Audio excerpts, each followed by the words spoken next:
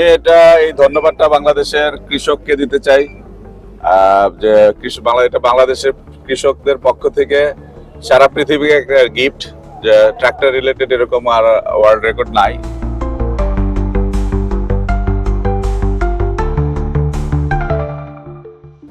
আমি very happy যে আমরা এসএ মোটরসের পক্ষ থেকে এটা সোনালিকা ট্রাক্টর দিয়ে অর্গানাইজ করতে পারছি। আপনারা জানেন যে সোনালিকা আমাদের 50% মার্কেট শেয়ার আছে এবং 350 ট্রাক্টর দিনে এই মাসে আমরা প্রায় 1000 ট্রাক্টর বিক্রি করবো। তো এটা আমরা বাংলাদেশ, এবং আপনি জানেন যে কৃষি একটা বাংলাদেশের ব্যাকবোন, কিন্তু এখানে আসলে অ্যাসপিরেশন বা উদ্দীপনার যে জিনিসটা, এটা অনেকটাই গ্যাপ আমার কাছে মনে হয়।